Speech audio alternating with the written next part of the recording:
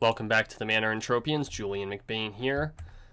And tonight we are going to be talking about something that has been on my mind lately. Before we get started, if you're new to the channel, welcome to the Manor.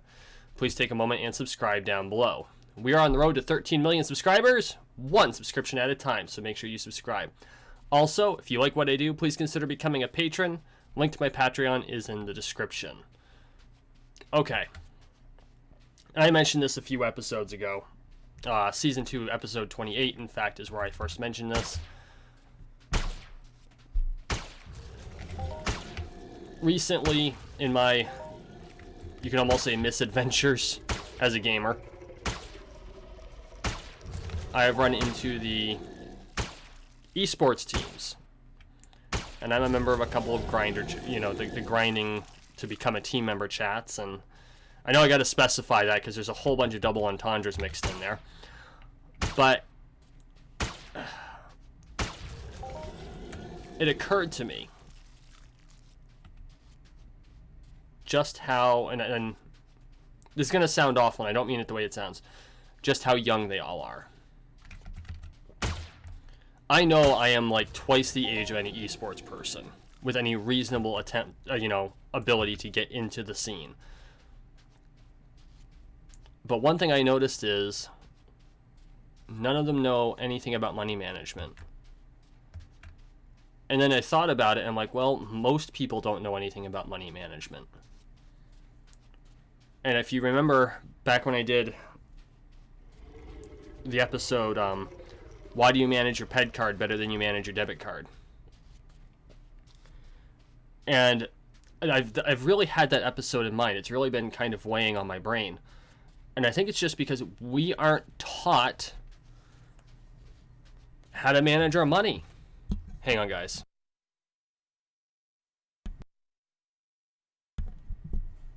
Sorry, I'm still recovering from that cold, so if I go silent for a second, it's because I'm having a coughing fit or I need to adjust myself. Actually, I'm pretty sure it was a flu. But anyway, people just don't know how to manage their money properly. And it's not for lack of trying. It's lack of education, because we don't teach this shit in school. It's not in school. Can't learn it from your parents because they were never taught properly, the majority of them. There are some parents who are extremely good with money. Don't get me wrong. And there are those who can do a lot with very little. Learn from them. But at the same time, it's not formally taught. And so it just it boggles me, because you have to get your money right if you're going to succeed. And contrary to popular belief, absolutely anyone can succeed in life. We all have our different visions of what success is, but we can all get there. But before you can get anywhere, you got to get your money right. And it's not hard. It's a pain in the ass, but it's not hard. Takes time, takes patience. You're gonna make mistakes. God only knows the number of mistakes I've made. I still make mistakes.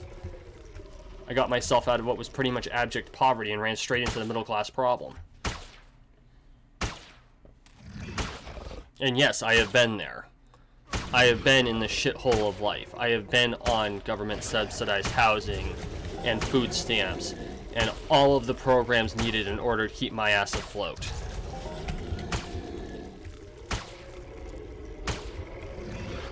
So it's not like I haven't experienced the downside of life. But it doesn't mean if you're there, you don't continue trying to climb out. It took me years, but I did it.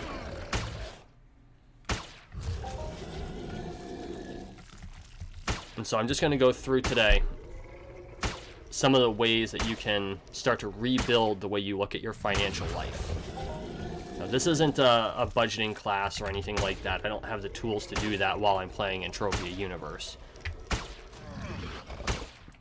But this is a game that really has a stark look at your finances because it uses real money as a medium. And I know the majority of people who play this game are probably fairly stable. But there are those in here who aren't. And they may use it as to try to gamble their way to success, or which this is a terrible platform for gambling. It's not a gambling, it's not a casino, it's all very, very mathematical. There's no RNG at all. Well, I can't say that. The RNG is not based on how much you get in PED in returns. It's more based on how you get that PED in return. And so that's what I'm going to talk about. I'm going to talk about the basics of getting your money right. And this is not going to be comprehensive. At some point, I'm going to put out something where it's more comprehensive. It's going to be more formal. I need to work on it more than I have been. But I have started another ebook that, when it's finished, will be on my Patreon, which is Personal Finance for Gamers. Because, as I said before, we can manage our in-game currency all day long. We have a shit time managing our wallets. So let's talk about that for a few minutes. Oh, I got a Rubio. I didn't know I could get Rubios here. Oh, I've got some other guns from here too. They're all full TT. Not that one. No shit. Okay. First, let's talk about philosophy.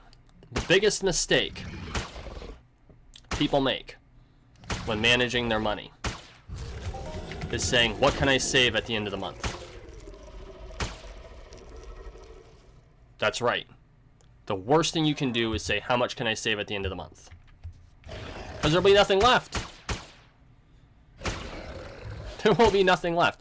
You pay all your bills, you use what's left to live your life. There will be nothing left if you try to save last. The old adage of pay yourself first, which I'm sure that you have all heard ad nauseum. It's true, but it's poorly stated. Because a lot of people take pay yourself first to treat yourself first. That's not what it means. It means the first thing you should do is put money away. And honestly, doesn't even matter how much it is. It can be $5 a week. $5 a month. It should be relative to the number of checks you get in a month, though. So if you're paid weekly, break it down to weekly. If you're paid monthly, do it once a month. Whatever it is. Put it aside so you have a hard time touching it. Whether that's a savings account in your bank, or in a different bank so it's isolated, or maybe you can use one of the plethora of apps out there that help you save, or even invest. And no, I am not giving investment advice. It doesn't matter how much it is, because over time you can always increase it. The point is that you're building the saving habit.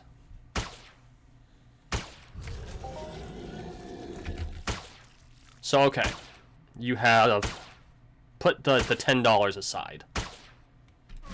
It's set aside, you can't touch it. And the important thing is that you do not touch it. Come hell or high water, you do not touch it unless something is desperate. You know, you're going to go without heat. If you want to dip into it to buy a toy, you've screwed up your priorities. Or if you buy a toy and you're dipping into it because you bought the toy, you've screwed up your priorities. And you're going to make mistakes at first.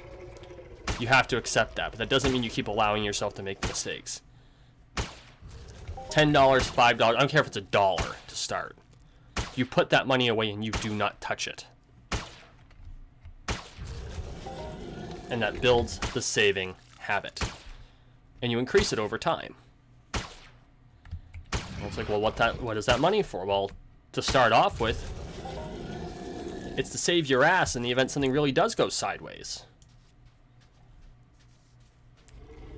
The average amount you are supposed to have in savings is 6 months' salary. Gross, not net. I am not joking. That is what you should have in savings, with no debt. And I would have to guess that roughly 99% of the population of the world does not have that in their savings. Or even stuffed under a mattress.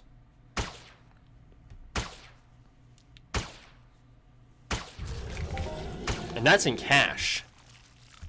Or something easily converted to cash.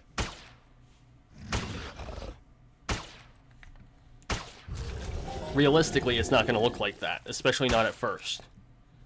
So you do what you have to. You put the money away. You save what you can.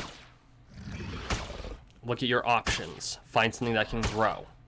Because, hate to break it to you kids, a savings account isn't designed for growth, it's designed for safety. And it doesn't beat inflation. It hasn't. Actually, I'm not even sure it ever did when I was alive, and I'm 35. Even when it was 2%, inflation was 3.5%.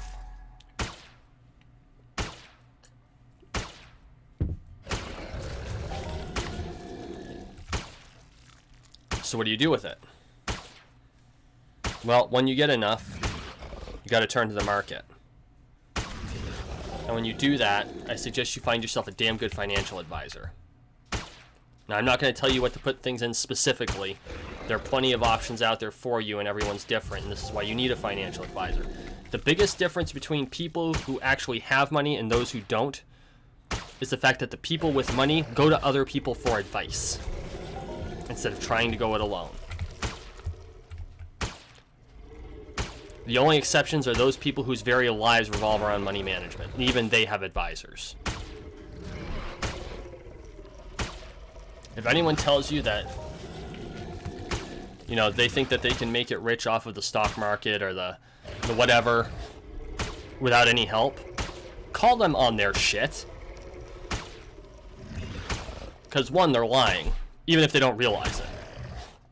They're getting help from somewhere. You can't just figure this shit out in a vacuum. And unless they're building their very own business, in which case I guarantee if they're not learning from someone, they're reading it from books, which means they're learning from someone. The information's not coming out of their brains wholesale. There's very little original thought in the world these days. All there is different ways of synthesizing existing knowledge. So okay. You've saved up money, you put it into a vehicle that actually grows.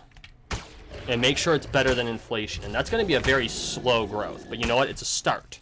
And you continue contributing to it. Okay, well now what do you do? Or actually, more importantly, while you're getting there, what do you do?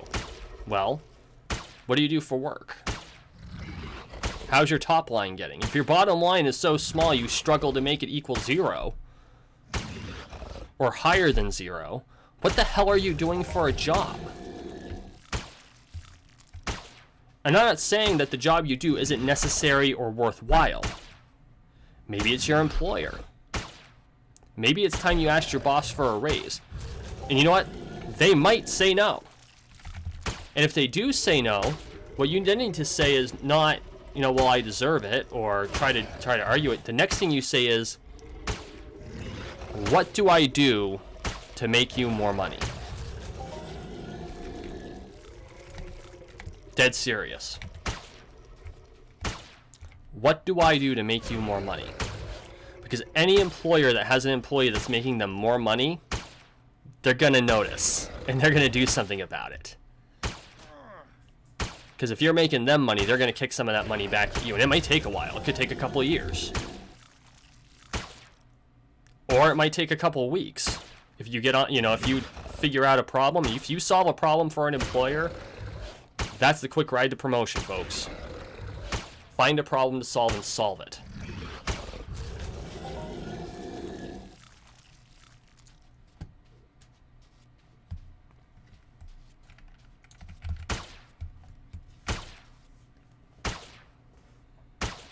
So there, you've got your savings problem is now resolved. Slowly, or it's getting resolved. And now your top line problem is being worked on. You know, or, you know, perhaps you don't know how to do that. Maybe you don't have the skills for the next level. Well, then you can go to your boss. How do I acquire the skill? What do I need to learn?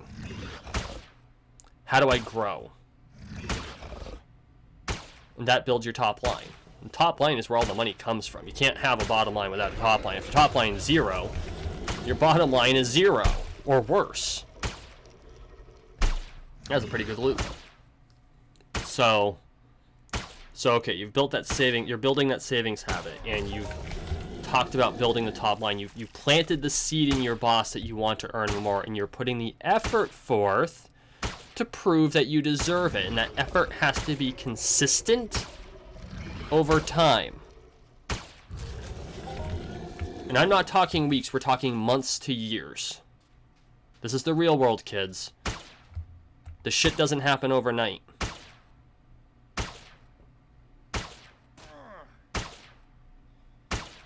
It took me 3 years of hard grinding to get my first management position.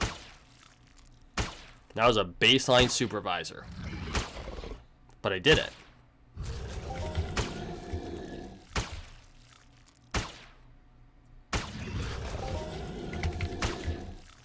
You put the effort forth, even if you don't like what you do. You'll learn to like what you do. So you can show how much better you are at it. Or, if it's that bad, find something else. And I know there are people who are going to bitch and say, you know, it's so hard to find a different job, or they're not available where I am. Then you know what? You open a second savings bucket and you put money in there for a moving fund. And you stick it out and you do your best and you learn what you can from the job you're in until you can move on to the next one.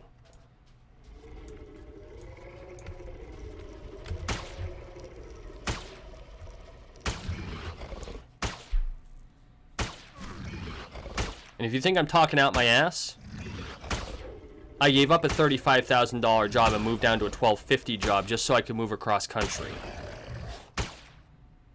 Because at the end of the month, I had more money in my pocket at the $12.50 job living in Montana than I did at the $35,000 a year job in Vermont because of cost of living. When I got to Montana, I didn't have a penny left. I couldn't even afford a bottle of Coca-Cola.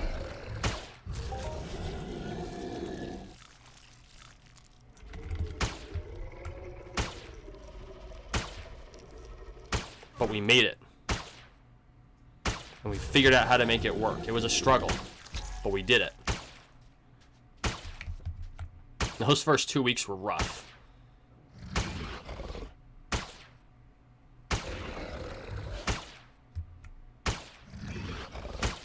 So what do you do then? You know, okay, you've started to build the savings habit, and you've looked at your top line, but it's going to take time for you to be able to add to the top line because you've got to build those skills. Well, now it's time to look at your habits. And I'm not going to pull the bullshit avocado toast garbage, but your spending habits are important. Now let's look at your vices.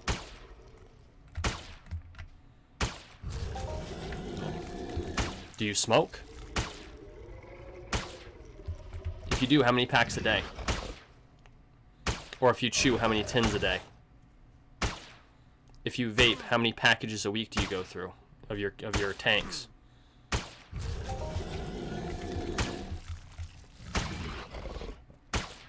What about your eating habits? How much snack food do you buy?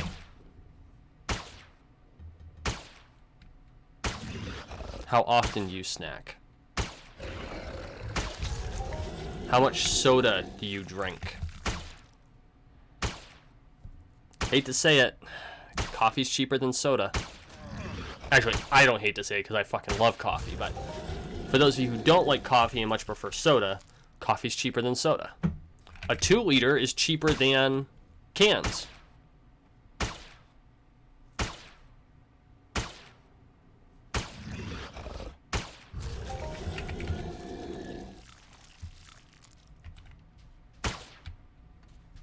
How many meals do you eat out a week? All of these are contributing factors, and you don't need to get rid of all of it. You really don't. But, you know, let's say you eat out, let's say you take your lunch, you know, you have to eat your lunch out every single day. For whatever reason, you know, your job makes it that's the easy way to do it. Currently, a standard lunch at, say, a McDonald's or some equivalent restaurant is going to cost you around $10, give or take, depending on what you order.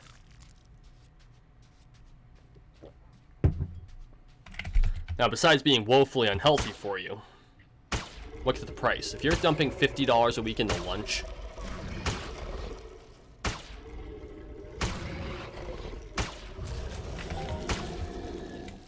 couldn't you just pack a couple sandwiches into a cooler bag? Because I'm here to tell you, a loaf of bread and a couple packages of meat are going to run you $10. And then you save $40. Holy shit, there you are. How many movies do you go to the theater to watch every month?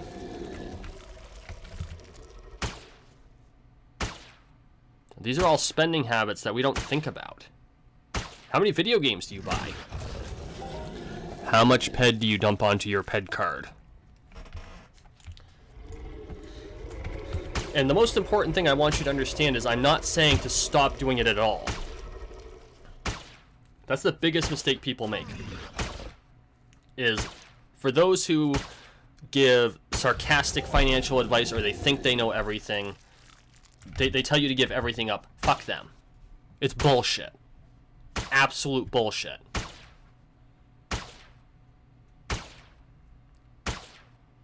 The important thing is that you are judicious with how much you do. No, you go to the theater twice a month, maybe you only go once a month. Maybe instead of going to the theater, you save up some of that money and you buy yourself a nice television set or Blu-ray player so you can have an in-home theater. It's not quite the experience, but it's going to cost you a hell of a lot less, and you can watch those movies anytime. And you can talk during the movies and no one's going to get pissed.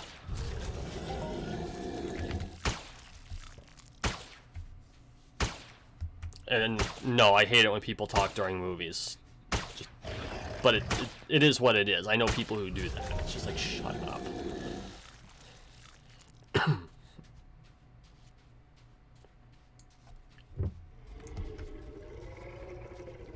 And then, not only have you cut down the amount of spending you do on going out,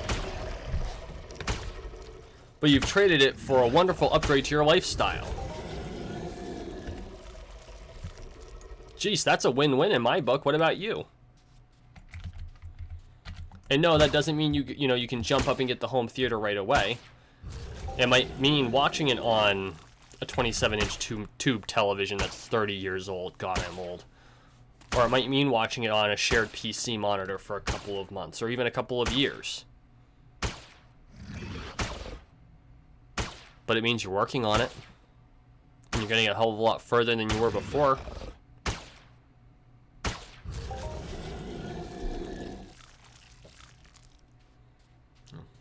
That's the gist of it, kids. That's all there is. You know, and then you build up those sacred savings accounts and you put them into something that actually provides you with some sort of growth. Maybe you save up and you start a business. I don't know what you'd start a business in. Maybe you dump it all into EU and craft guns for a living like some people have done. Not sure I'd recommend going that route. It's a high risk, but you know what? People have made it work. So I'm not going to poo-poo it. Or maybe you do drop shipping or some other form of merchandising. Maybe you start a YouTube channel.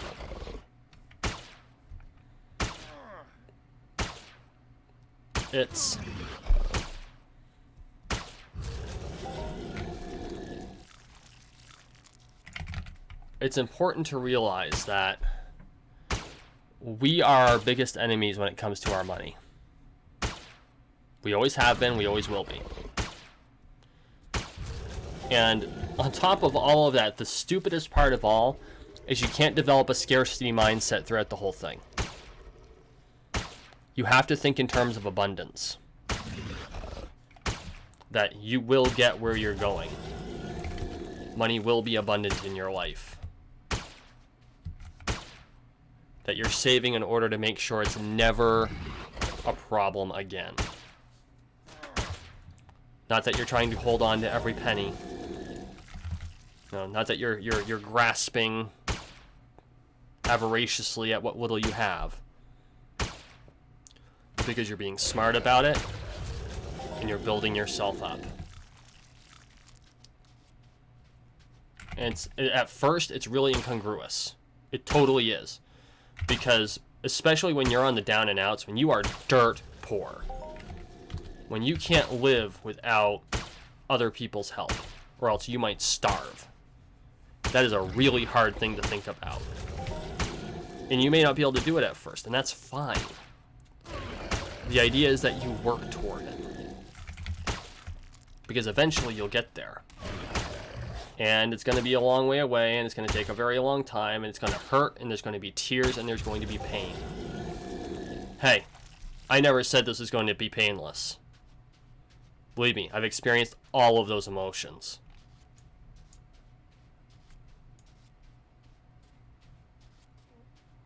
But when it's all over, when you finally gotten to the other end, and you realize you don't have to worry about making your bills at the end of the month anymore. You don't have to worry about your retirements anymore. You don't have to worry about if your company suddenly folds because you've got 6 months put away. And for the record, I'm not there yet. Not that far. I'm getting there. Slowly.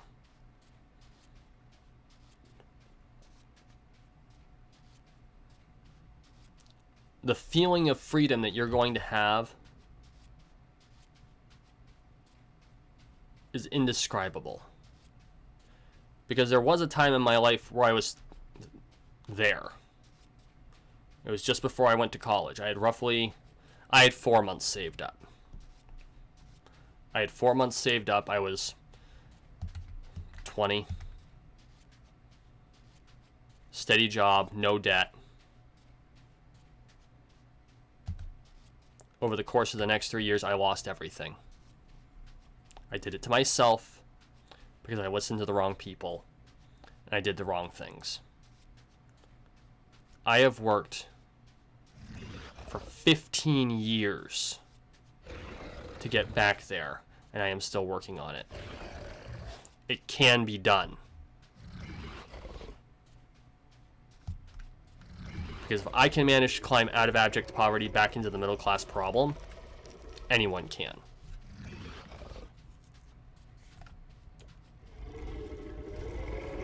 Alright, I'm going to get off my soapbox. Thank you for watching. Thank you for listening. Please like, share, and subscribe down below if I haven't scared you away yet. We are on the road to 13 million subscribers, one subscription at a time, so make sure you subscribe. I'm about to get mauled by a whole mess of Shoggoths.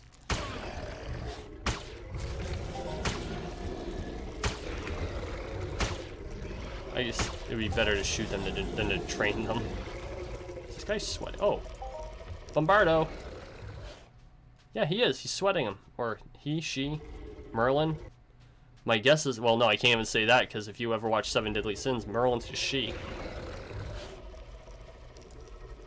Nope, pretty sure that's a male avatar. Sweating shogs. So yeah, we're on the road to 13 million subscribers, one subscription at a time, so make sure you subscribe. Guys, if you've made it this far, I really appreciate your support. Thank you for listening to me preach. But take what I said to heart. This shit's important. It might be the most important thing that you deal with in your entire life. And the first thing is to overcome the attitude that's been ingrained with us that we can't do it. Because that attitude is utter bullshit. Tell me what you think. Drop a comment down below.